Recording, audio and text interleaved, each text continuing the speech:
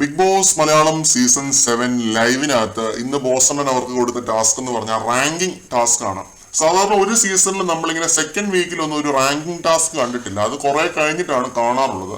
പക്ഷെ ഈ സീസണിൽ അങ്ങനെ ഒരു റാങ്കിങ് ടാസ്ക് കൊടുത്തതിന് പിന്നിൽ ഒരു കാരണം ഉണ്ടായിരുന്നു. അതിനകത്ത് ആരും കാണാതെ ഒളിഞ്ഞിരിക്കുന്ന ഒരു ഗെയിം ഉണ്ടായിരുന്നു.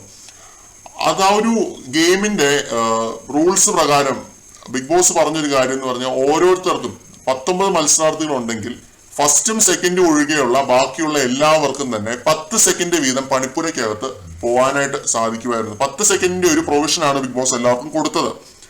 അപ്പോ ആ രീതിയിൽ ഒരു പ്രൊവിഷൻ ബിഗ് ബോസ് കൊടുക്കുന്ന സമയത്ത് ആരായാലും കോമൺ സെൻസ് ഉള്ള ഒരാൾ ചിന്തിക്കുന്നത് എന്താണ്, ഓക്കെ ആ ഒരു ഓപ്പർച്യൂണിറ്റി എടുക്കാം, പേഴ്സണൽ സാധനങ്ങൾ എടുക്കാം, പിന്നെ ഫുഡിന്റെ സാധനങ്ങൾ എടുക്കാം, ഒരാഴ്ച അത്യാവശ്യം തരക്കേടില്ലാത്ത രീതിയിൽ തന്നെ മുന്നോട്ട് പോകാം എന്നാണ് സർവൈവൽ മുന്നിൽ കണ്ട് കളിക്കുന്ന കോമൺ സെൻസ് ഉള്ള ഏതൊരു മനുഷ്യനും ചിന്തിക്കുന്നത്.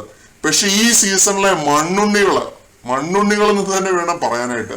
അവര് ചിന്തിച്ചത് എന്താണ്, അനീഷിനെ രാജാവാക്കരുത്, അനീഷിനെ ഫസ്റ്റ് വരാൻ സമ്മതിക്കരുത്, അനീഷിനെ തഴഞ്ഞു കഴിഞ്ഞാൽ അനീഷിന് പുറത്ത് നെഗറ്റീവ് വരും എന്നുള്ള രീതിയിൽ അങ്ങനത്തെ ഒരു ഗെയിമാണ് ഇവരിന്ന് കളിച്ചത്. അതുകൊണ്ട് എന്ത് പറ്റി, അതുകൊണ്ട് പട്ടിണിയായി, സകല എണ്ണങ്ങളും പട്ടിണിയായി. ഇപ്പൊ ലൈവിനകത്ത് അവർ കഴിച്ചുകൊണ്ടിരിക്കുകയാണ്. എന്താണ് കഴിക്കുന്നതെന്ന് വെച്ച് കഴിഞ്ഞാൽ എനിക്ക് തോന്നുന്നു വളരെ ചെറിയ പോർഷൻസ് ആണ് എല്ലാവരും കഴിക്കുന്നത്. അങ്ങനെ പ്ലേറ്റ് നിറഞ്ഞ് സുഭിക്ഷമായിട്ട് കഴിക്കുന്ന ഒരു കാര്യമൊന്നുമല്ല. സാധാരണ ലൈവിന്റെ അതൊക്കെ അങ്ങനെയാണ് കാണുന്നത്. പക്ഷെ ഇത്തവണ കണ്ടതെന്ന് പറഞ്ഞു കഴിഞ്ഞാൽ വളരെ ചെറിയ പോർഷൻ എന്തൊക്കെയോ ഫുഡാണ് ഇവർ കഴിച്ചുകൊണ്ടിരിക്കുന്നത്. കിട്ടിയത് വെച്ച് അഡ്ജസ്റ്റ് ചെയ്തുകൊണ്ടിരിക്കുകയാണ്.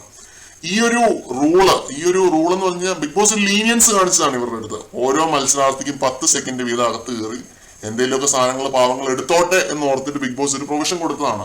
അപ്പൊ അവിടെ അഹങ്കാരം കാണിച്ച് ഇല്ലാതാക്കിയത്, ആ ഒരു ഗെയിമിനെ തന്നെ ഇല്ലാതാക്കിയതെന്ന് പറഞ്ഞു കഴിഞ്ഞാൽ മത്സരാർത്ഥികളുടെ അഹങ്കാരമാണ്.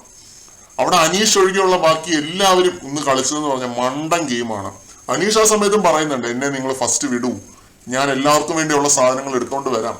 പക്ഷെ അതിനൊന്നും തയ്യാറാവുന്നില്ല. പ്രത്യേകിച്ച് Appani Sarath, Bigg Boss season 7 ഏറ്റവും വലിയ മണ്ണുണ്ണി അപ്പാനി ശരത്താണെന്ന് വേണം പറയാനായിട്ട്.